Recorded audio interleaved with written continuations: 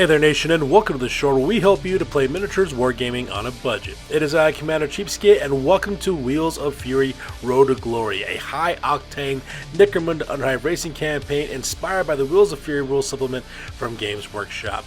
In this setting, deep beneath the hive cities and across the radioactive ash waste, 10 racers risk everything in a brutal campaign of speed, sabotage, and survival. These aren't armies fighting for territory, they're desperate crews piloting heavily customized death machines through collapsing tunnels, toxic sump canals, ash waste highways, and riot-filled dome streets. Every race brings new upgrades, catastrophic wrecks, bitter rivalries, and legendary moments as drivers battle to become the undisputed Lord of the Road. So this is episode number 1 of this new campaign series that we're doing on this channel. We have 10 racers that will be participating in this campaign, and we'll be doing 6 different races through the course of the campaign if we want to determine who is the overall victor of the campaign setting. So we're really excited to bring this battle report to you guys. Because of a little bit more of a deeper dive, I will put timestamps in the description box down below in the description box. That way you can click and navigate to the part of the video that interests you the most. So that being said, we're going to play some background music real quick as the video is rolling. We'll show you guys each of the racers and the vehicles that they're piloting. Let's get this race on a roll.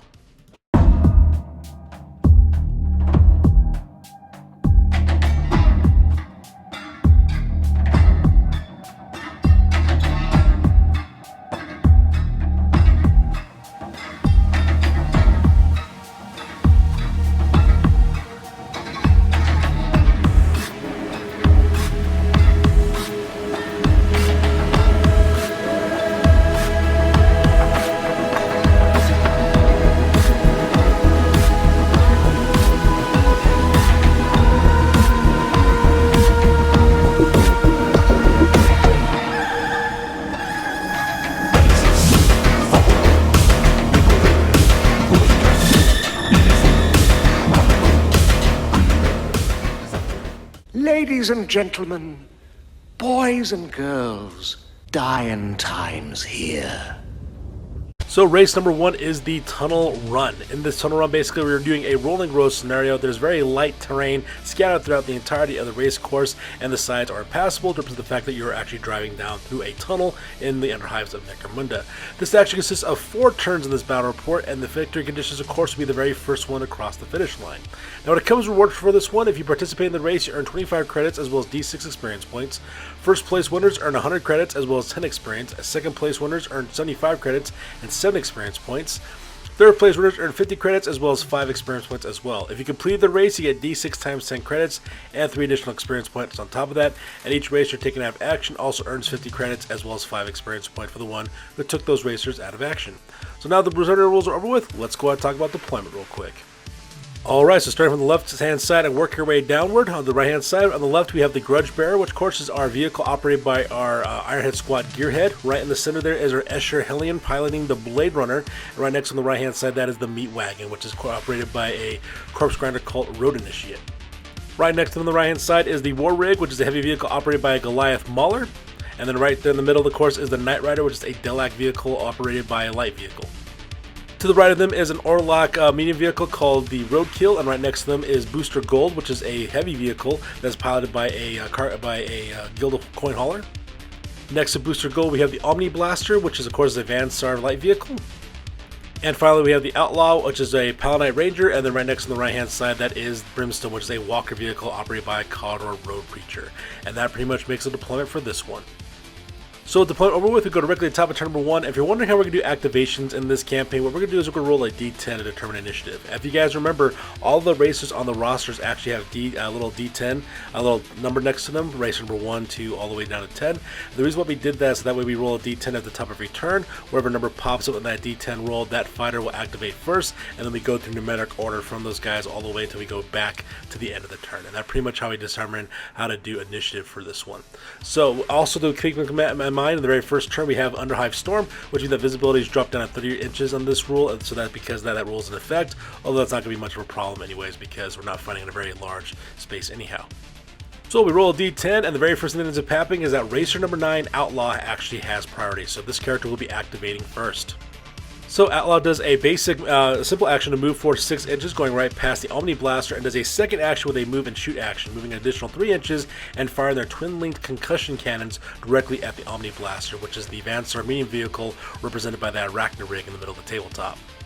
So the twin-linked concussion cannon fires at a 9-inch short range and 18-inch long range. Because he's such a short period of time, a short distance, he's going to be getting +1 to hit for the short range modifier on that one. Striking at strength 4 -1 AP with 2 damage. It's got a 3-inch blast template, causes a concussion, knockback, as well as seismic, as well as twin-linked. Now, Outlaw is operating at a 4+ ballistic skill, but it drops down to a 3+ due to the short range modifier.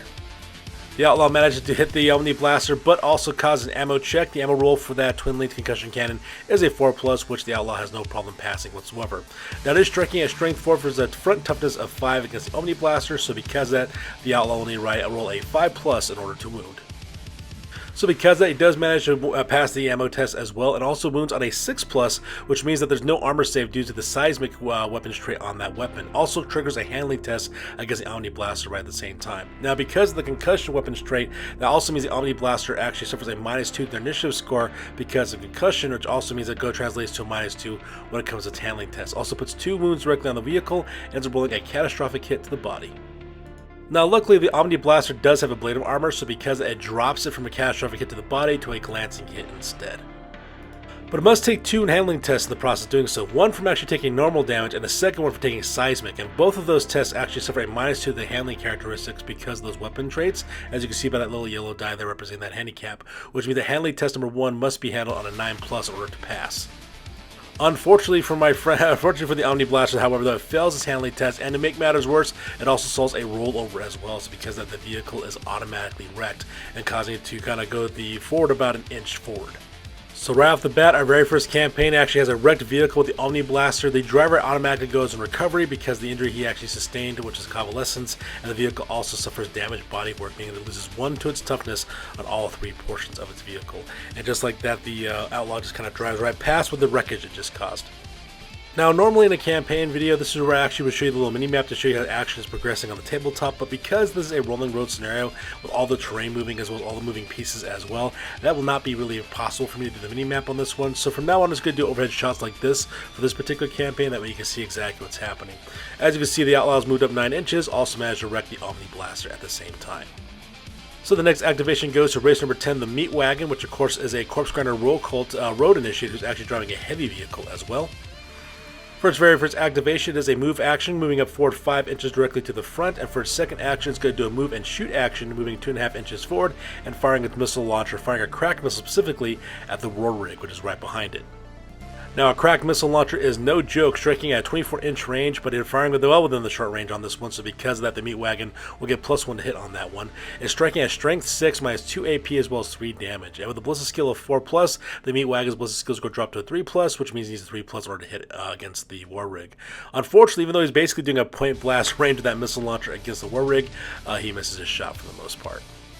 So because of the missed shot, the Meat Wagon just trundled forwards about 2.5 inches forward, directly past the MCI chemical work. That way it can keep on trying to get away from the table edge, that way it doesn't fall off the edge of the table.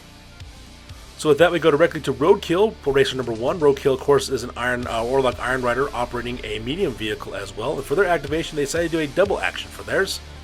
Roadkill decided to do pedal to the metal by doing full throttle, moving forward 21 inches forward because of that 7-inch movement allowance. It basically triples their movement allowance to get ahead, just because Roadkill realizes that this is a race, not a demolition derby. So because he's trying to get as far away as he possibly can away from his opponents. So here's an overhead shot of the battlefield so far. As you can see, the Iron Rider Outlaws, the Roadkill is actually making a very large distance, going directly to the center of the table, followed up closely behind with Outlaw as well as the Meat Wagon, while the rest of the racers, of course, are getting ready to take off on their very first turn with the Omni Blaster just kind of roasting in smoke. So up next is the Blade Runner, racer number 2. This is an Escher Hellion operating a medium vehicle as well with anti-grav generators on this, so this thing actually flies, which is actually quite cool. And for its very best activation, it decides to do a lay a mine activation by dropping a melta trap and then moving up its max wheel allowance of 6 inches forward away from the blast radius from that weapon, depositing that melta trap right next to the Grudge Bearer. So Melta Trap is absolutely terrifying. It's got a strength of 8 with -4 AP, causes 3 damage, a blast radius of 5 inches. It's also got the Melta as well as a single shot weapon traits as well. Now because it is a trap, you have to roll a d6 to see if the Grudge Bearer actually activates the trap, which unfortunately it does. So because the trap is activated and the Grudge Bearer of course is hit with the Melta Trap. So of course it gets hit well within that 5-inch blast radius. It's got a strength of 8 versus a side toughness of 5, so because of the Blade Runner needs to roll 3+ or to wound, and it wounds no problem. And because of that -4 AP from the Melta Trap, of course the Grudge Bearer gets no armor saves whatsoever. It also suffers 4 damage, and the reason why is because of the Melta trait for that weapon as well. So with the roll for the vehicle damage on this one, they actually suffer a catastrophic hit to the crew as well, so that was absolutely horrifying. And results in the driver being blacked out on this one, which means if he doesn't wake up in the end phase, he'll basically be out of the race because of the rolling road rule, which is actually quite bad. So that's why he put that little serious injury die around the back of the vehicle. At the end phase, he'll need a roll to see if he can actually wake up and get out of there. Otherwise, if he falls off the edge of the road, he is basically done. And as crazy as this sounds, Racer number 2, Blade Runner, that's actually its only very first action, and it gets a section action right afterwards. And for a second action, the Blade Runner actually moves up forward another 6 inches, kind of cutting through the ruins of the MCI Chemical Works to get away from the trailing edge as quickly as possible. So here's another headshot of the entirety of the battlefield. As you can see, about half of the racers are pretty much all well on their way, with the other ones still left on the finishing line, the starting line. Unfortunately, the Omni Blast has been taken out of action, and unfortunately, the Grudge Bearer doesn't wake up. It's going to suffer the same fate as well.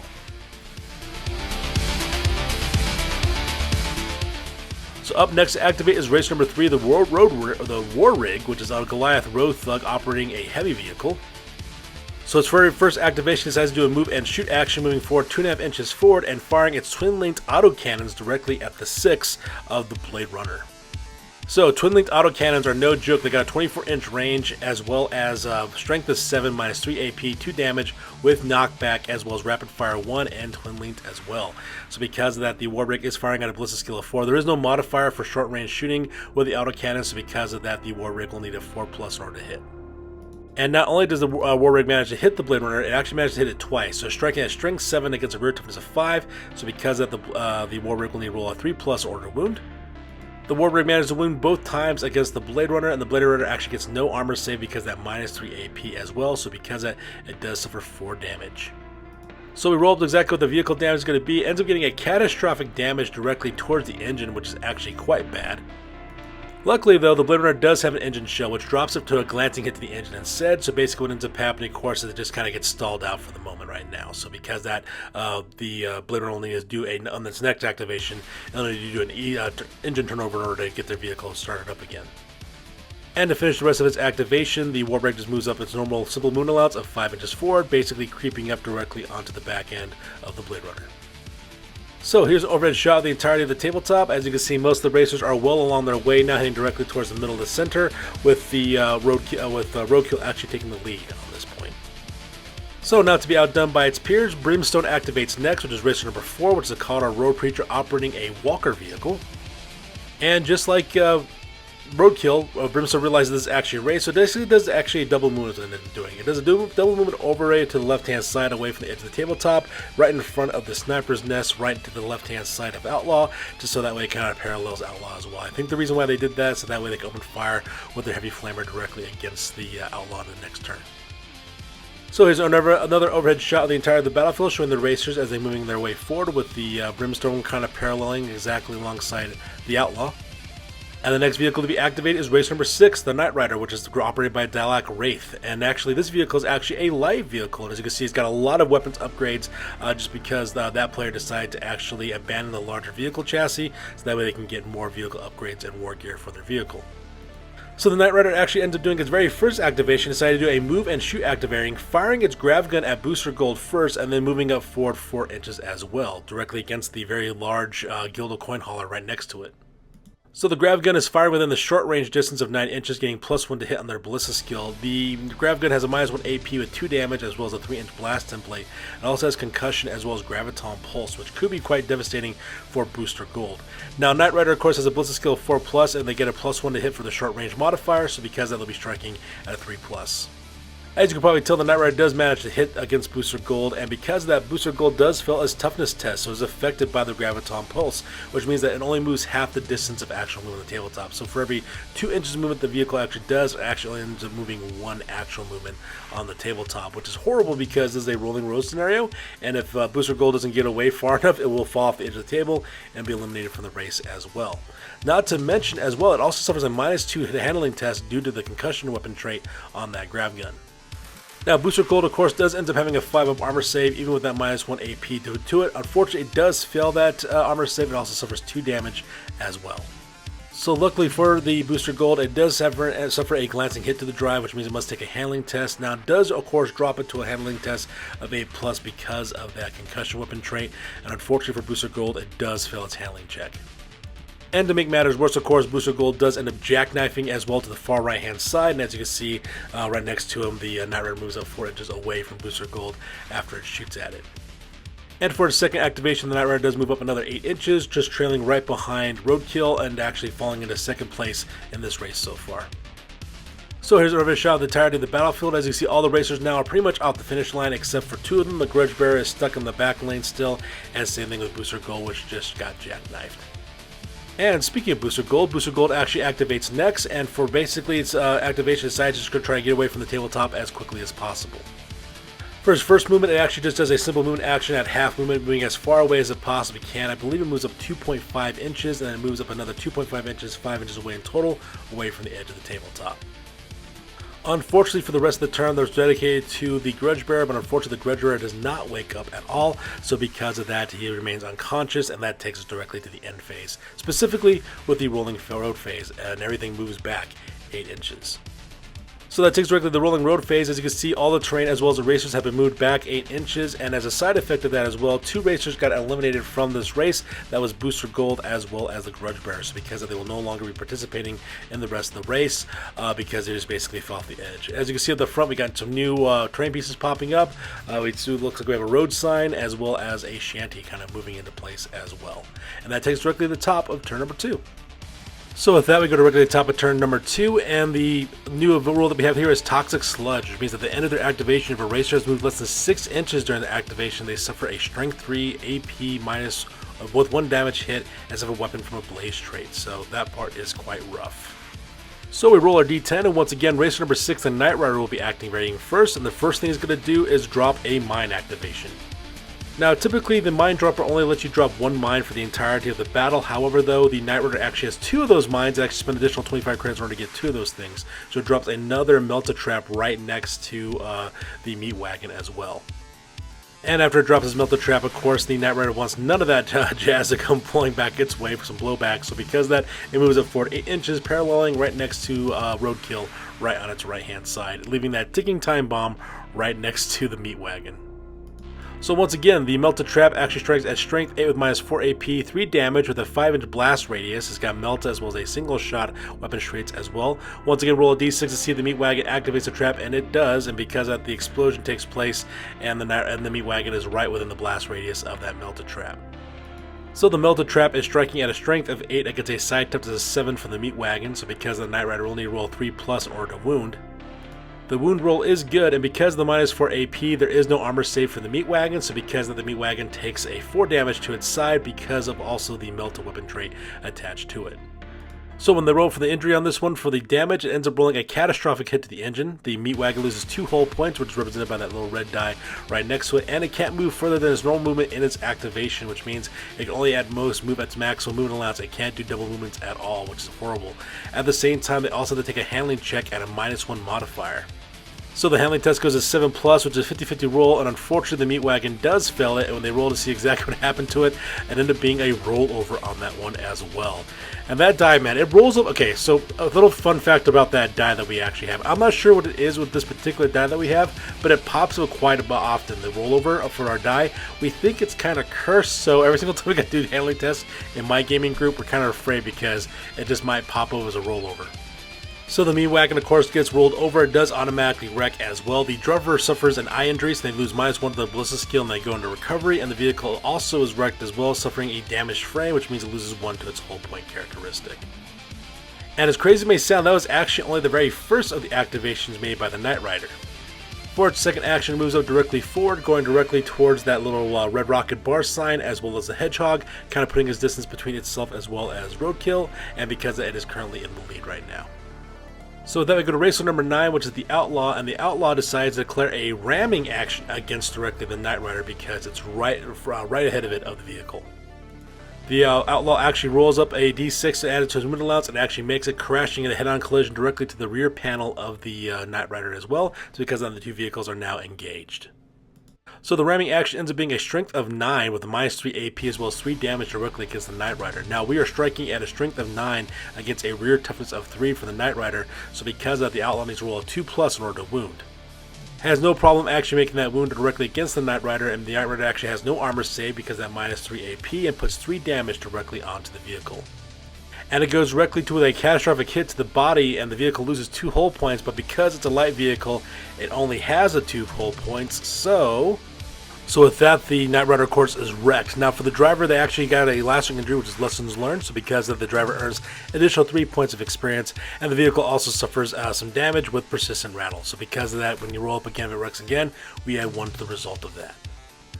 So the next racer to be activated is racer number 1, Roadkill, which is the Orlog Iron Rider riding their customized medium vehicle. And for their activation, they just do a double movement forward, moving forward at a maximum of 14 inches straight ahead, just because it's a race and they plan on staying in the front. Up next is racer number 2, Blade Runner, the Eshin Hellion. She actually takes a simple action to try to jumpstart her vehicle real quick by passing a 6+ on the handling test, and she manages to succeed at restarting the engine on her vehicle. For her second action, she then moves up forward 6 inches forward, trying to move as quickly as she possibly can away from the table edge, so that way she's not dragged off the trailing edge with the rolling roads. Activating next is racer number 3, the War Rig, which is a Goliath road thug operating a heavy vehicle, and for their activation, they decide to declare a ram action against the Blade Runner. The War Rig moves up 6 inches and adds another additional d6 inches forward to smash directly into the rear panel of the Blade Runner in a head-on collision. So the ramming action, of course, because it traveled over 10 inches in terms of this distance, so it's going to strike at strength 9 with -3 AP as well as 3 damage. And with a strength of 9 versus a rear toughness of 5 against the Blade Runner, the War Rig needs to roll a 2+ in order to wound. The War Rig manages to slip through the wound with that 5 toughness in the rear panel, and because that does put a wound on it, and because that -3 AP for that ramming action, unfortunately the Raid Runner does not receive any armor saves whatsoever. So 3 damage is done directly to the Blade Runner, ended up being a penetrating shot to the body, so because that does lose 1 hull point, so it drops it down from hull point from 3 down to 2, and they also have to take a handling test to see if they actually pass.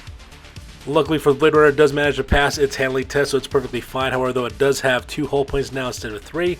At the same time, the War Rig does not take any damage in return. It actually just ended up being a failed wound roll, so because of that, the War Rig is perfectly fine.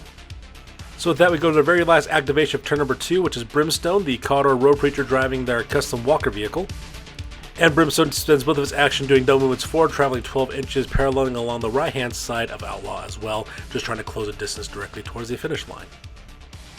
And with that, it takes directly to the end phase of the game, so because of that, what's going to happen is that everything on the tabletop, including vehicles as well as terrain, shifts down 8 inches, and new terrain is going to be brought forward as well. Unfortunately, I forgot to take a picture of all the terrain actually being moved off the table's edge, so I do apologize for that. So because of the terrain does shift down 8 inches, as well as all the miniatures. And if you look up there in the front, of course, you have 3 biodomes right there. And the reason why those 3 biodomes are there is because we're starting to get to the second to last turn now, which means that we are now getting to the finish line of this as well. And to add further complications as well, we do have a ventilation processor for turn number 3, which means that when this section is set up, it will randomly determine one of the long battlefield edges. So we rolled a d6, ended up being the right-hand side of the tabletop, and what actually happens is that in the end phase of each round, all racers are moved 1 inch directly towards this edge, unless there are skimmers, in which case they're moved 3 inches. Note that this can move racers off the track. Now, we don't have to worry about that too much on this one because these sides are impassable because there's supposed to be a tunnel that we're actually racing in, so that is going to add a further complication for that. So because that, we go directly to the top of turn number 3, we roll a d10 to realize which of the fighters is going first. So the first racer to be activated is racer number 2, the Blade Runner. So because of that, she basically decides to actually take a large risk by actually doing a basic action in order to spin 180 degrees to face against the War Rig. So basically, she moves up her normal movement allowance and then flips a 180 by passing a handling test on the 7+ and manages to pass that test directly. And what that does, it actually kind of points her directly towards the front of the War Rig. And from there, she decides to do a move as well as a shoot action. So because of that, she decides to kind of back up 3 inches, and she decides to fire her twin-linked plasma guns using the maximum setting. to strike against a war rig. She's striking at 12 inches, giving her +1 to hit. She'll be striking at strength 7 with -2 AP with 3 damage with the scares as well as twin linked and unstable weapon traits attached to that. Now she does have a ballistic skill of 4+, but with that +1 to hit for a short range modifier, it drops it down to 3+, so she has to roll 3 or higher in order to hit against the war rig. She managed to make that hit no problem, so because she is striking at strength 7 with those high maximum set plasma guns against a front toughness of 7, so because that she will need a 4+ in order to wound. She does manage to put a wicked wound directly onto the war rig, so because that drops the war rig's armor save to 6+ because that -2 AP, and unfortunately for the war rig, it fails its armor save, suffering 3 damage in the process. When it goes to damage dice, they do suffer a catastrophic hit to the crew, so because of that, the driver of the war rig does black out, becomes stationary, as well as stalled, and because of that, they needed to roll up to see exactly what happens towards the end phase to see if this driver wakes up, because if not, they could potentially fall off the edge of the road because of the rolling road rule that's in effect for this battle report. So here's a close-up of the war rig with the serious injury diet right next to it to let you know that it needs to be able to roll to wake up, and if they want to move out of the battlefield as well. Next activate is the Colorado Road Preacher Brimstone. Brimstone decides to do a move as well as shoot action directly towards the outlaw. As you can see, Brimstone decides to open up with its heavy flamer directly to the left-hand side, directly at the outlaw first. Going to set that guy on fire before they actually moves on out. So the heavy flamer actually automatically hits because it is a template weapon. It is striking at strength 5 -2 AP as well as 1 damage, and it does have the blaze trait attached to it. Now because it's a template weapon, automatically hits, so we're striking at a strength 5 against a side toughness of 5 for the outlaw. Brimstone needs to roll a 4+ order to wound. Now it does fail to wound against outlaw, but it does manage to set the outlaw on fire with the blaze condition. So because of that blaze condition, what's going to end up happening is that the outlaw, of course, is going to pass a cool test in order to make sure there's any hit handling test in order to drive the vehicle, because currently the vehicle is on fire. So for the rest of its activation, the Brimstone actually just moves up forward. It moves up 3 inches after opening fire with that template attack against outlaw, and then moves up another 6 more inches in order to close the distance directly towards the finish line. So with that, the outlaw actually is activated next, but the outlaw must pass a handling test, otherwise a cool test, otherwise they have to take a handling test.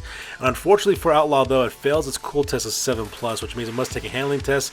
Now on a 7+, it is a 50-50, but unfortunately for the outlaw, it fails its handling test because I lost control. And we roll the lost control dice and ends up doing a rollover because that die is cursed with rollover effects, and it's going to roll over 3 inches forward. So as you can see in this photo, the outlaw does roll over, and it ends up being wrecked as well, with a pillar of smoke coming directly from the wreckage. Now the driver actually got off lucky on that one, getting out cold results. The driver makes a full recovery, so no harm, no foul there. But the vehicle unfortunately does suffer lasting damage. It does suffer the unreliable trait, which means that if you roll a 1 on a d6, it won't be able to participate in the next race. So there's a 1 in 6 chance the vehicle will not be able to participate. So with that, we go directly to the end phase. As you can see, this is the way the tabletop looks at the end of turn number 3. As you can see, Roadkill is actually taking the lead, followed closely in second place by Brimstone, and third place by Blade Runner, as well as fourth place by the War Rig. However, because of the ventilation, everything does shift over to the right-hand side for the vehicles anyways. Both Roadkill and Brimstone shift over 1 inch, as well as Blade Runner shifts over 3 inches because it is a skimmer vehicle, but nothing much really happens, so we didn't really bother taking a picture of it. Unfortunately, in phase, the war rig does not wake up, so the driver is still unconscious, so when everything shifts back because of the rolling road phase, what ends up happening is that, of course, the war rig is eliminated from the race. And during the rolling road phase, as you can see, everything shifts down 8 inches directly downward. As you can see, there is no new terrain popping up because those biodomes do represent the very last finish line of the very last round of this game. So because of whoever managed to cast that pass through those biodomes directly towards the other side of it, is then going to be the winner. And then of course we go first place, second place, as well as third place as well. So that being said, we go directly to top of turn number 4. So with that, we go directly to the top of turn number 4, which is the final turn of the game. So because of whoever crosses that finish line with the biodomes is going to be the winner, and then of course second and third place for that one. For the turn 4, for the complication on this one, we have pitch black. So because of that, the visibility is now only 3 inches. So needless to say, these guys won't be shooting at each other very much. But I don't think this could be a huge problem because everyone's going to try to cross the finish line as quickly as they can. So once again, we roll a d10, and the Blade Runner, brace number 2, actually ends up going first. So once again, the Blade Runner actually takes a risk to do another basic action in order to spin across, turns 180 degrees, and must pass a handling test on a 7+. The spin is good, so because it does turn around 180 degrees, and it also races forward as quickly as it can in order to try to cross the finish line. Unfortunately, this move is going to lead it right directly to the edge where that fencing is, right on that location in the middle of the table. So because of that, unfortunately, the Blade Runner is going to come in last place for the end of this turn. So So because of the very next activation course is Brimstone, which is race number 4, the Colorado Road Preacher. What he decides to do is a full throttle action, basically tripling his mood allowance up to 18 inches, and he does rocket forward, go directly into the biodomes and actually passing the finish line and actually finishing the race at first place. Unfortunately, I forgot to take a photo of it, so I do apologize for that.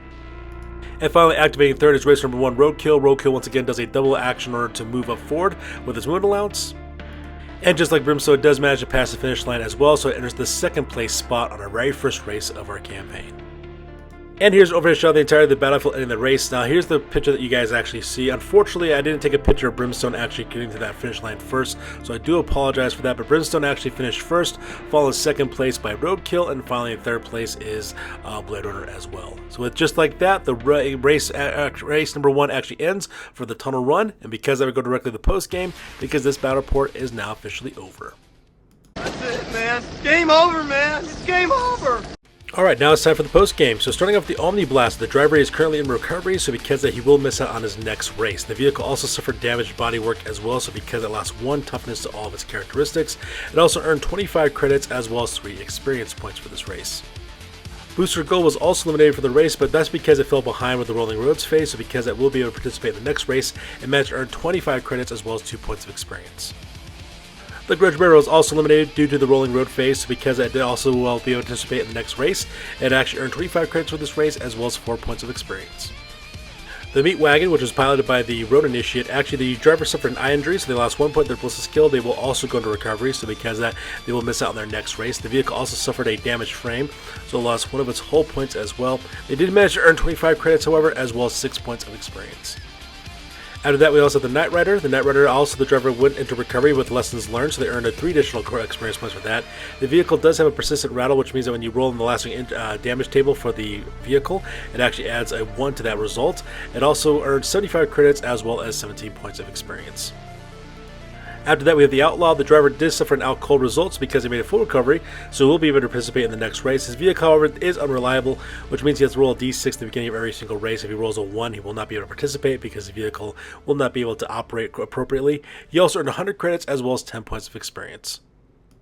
Up next is the War Rig, which is handled by the Goliath Road Thug. This character was eliminated because of the Rolling Road phase as well. They earned 25 credits as well as 2 points of experience. In third place is the Blade Runner, piloted by the Escher Helium. They got third place in this race. They earned 75 credits as well as 11 points of experience. In second place is Roadkill, the Orlok Iron Rider. They earned 100 credits as well as 80 points of experience. And finally, in first place is Brimstone, who actually ended up winning the Tunnel Run. So because they're the very first victor of our campaign, they earned 175 credits as well as 19 points of experience. So there you go, you guys. That ends race number 1 for the tunnel run of our campaign. Up next will be race number 2, the Sump Circuit. So who do you think is going to be the winner of race number 2 in the Sump? Please put your guesses down in the comments box down below. I'd love to hear what you guys think is going to be the winner of race number 2, and who do you also think is going to win the campaign overall? I'd love to hear that thought as well. I'd love to hear some of the speculation that you guys come up with as well. If we were actually doing this in the real Underhive, we'd all actually be taking bets right now, which would be kind of cool if we could actually do that for some kind of gaming mechanic. But there you guys go. This concludes Battle Report number 1 of our Necromunda Wheels of Fury campaign. As always, please feel free to like, comment, and or subscribe. You guys' input is valuable to us as always. I am Commander Cheapskate. I will catch you guys in the next video. Peace out and stay classy.